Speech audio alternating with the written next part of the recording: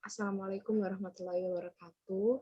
Perkenalkan, kami dari grup E akan mempresentasikan tentang simpulan perbandingan dari tema jurnal yang kita ambil adalah peran genetika dalam proses penyakit menular dan tidak menular. Oke, saya sendiri bernama Dinayu Putri Wiana Janeta dan juga Dina Arumardia, ada Fadil Thorik, Faiza Nabila, Fitri Cahyani, dan juga Gabriela Andin. Yang ini boleh dilanjutkan oleh teman saya. Jadi yang pertama, judul yang kami ambil adalah Genetics and Evolution of Tuberculosis Pathogenesis, New Perspectives and Approaches. Penelitian sebelumnya tentang genetika manusia dalam konteks TB telah ekstensif, tetapi masih ada celah penting dalam literatur yang ada. Resistensi terhadap infeksi MTB memiliki relevansi yang besar untuk penelitian TB, tetapi relatif kurang dipelajari sehubungan dengan pengaruh genetik manusia. Penulis mulai mengenali dan memahami peran garis keturunan MTB dan genotip MTB, tetapi ada kebutuhan untuk studi tingkat populasi yang melihat interaksi antara varian genetik manusia dan garis keturunan dan/atau genotip MTB. Semua faktor ini merupakan pertimbangan penting dan akan membantu kita lebih memahami patogenesis TB dengan cara yang membantu mengendalikan penyakit atau meningkatkan pengobatan.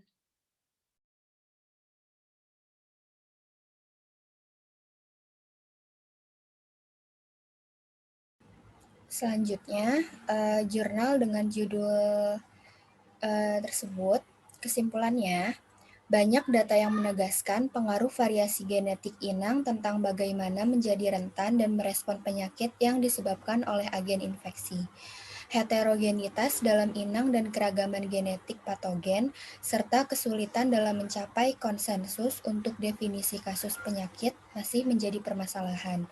Masalah ini tidak dapat diatasi dengan kekuatan yang sesuai dan akan dibantu oleh ketepatan yang lebih besar dalam mendefinisikan fenotip penyakit dan penerapannya dalam berbagai populasi.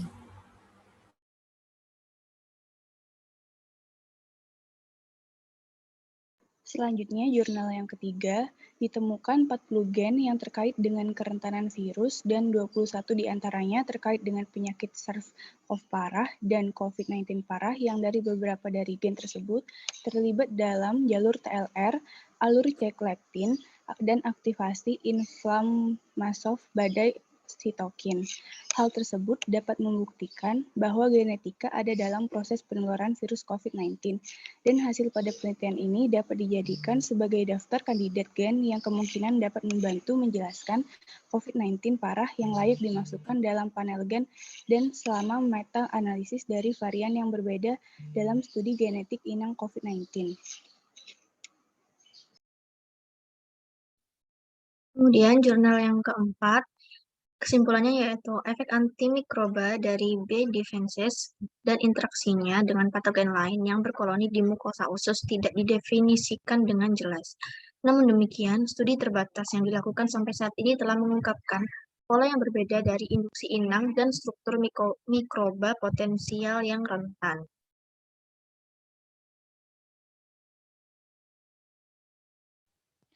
Jurnal selanjutnya kesimpulannya, berkat pendekatan genomik teropong tinggi, pengetahuan kita tentang genetika DA telah berkembang secara signifikan secara 10 tahun terakhir. Namun, masih banyak pekerjaan yang harus dilakukan untuk mengkarakterisasi faktor genetik. Tujuan sebenarnya dari penelitian ini adalah untuk memberikan makna biologis pada informasi genetik daripada membuat daftar lokus. Mengkarakterisasi faktor genetik ada yang hilang dan mengembangkan pendekatan pasca GWAS untuk memahami peran patofisiologis faktor mungkin di antara bidang penelitian yang paling menjanjikan dan menarik di AD.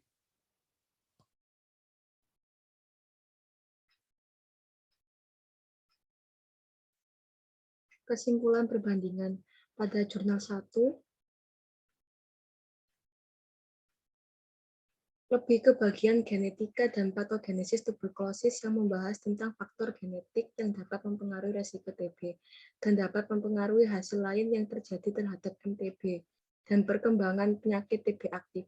Terhadap MTB, penyebab TB yang diperlukan beberapa hasil atau lintasan klinis yang ada yang dapat dideteksi dengan menggunakan cara yang berbeda.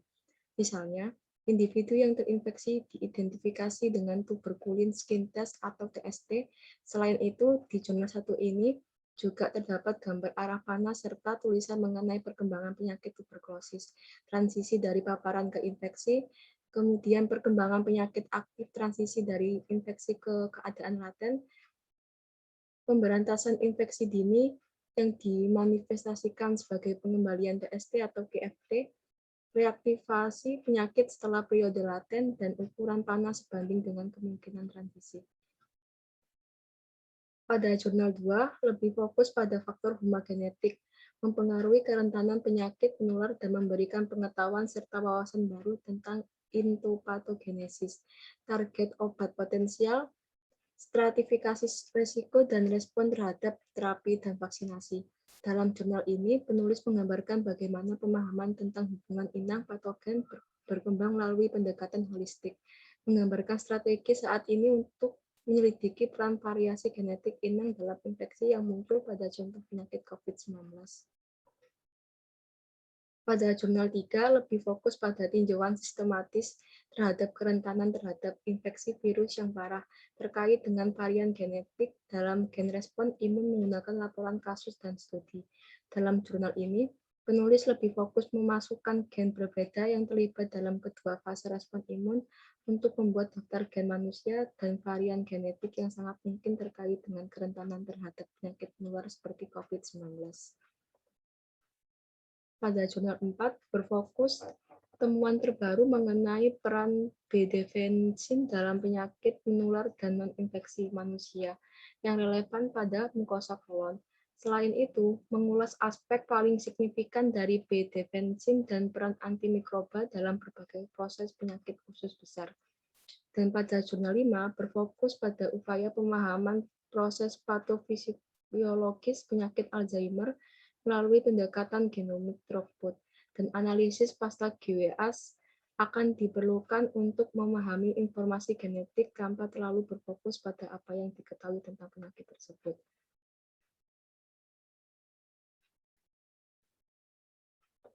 Sekian presentasi dari grup E. Bila ada salah kata, mohon dimaafkan.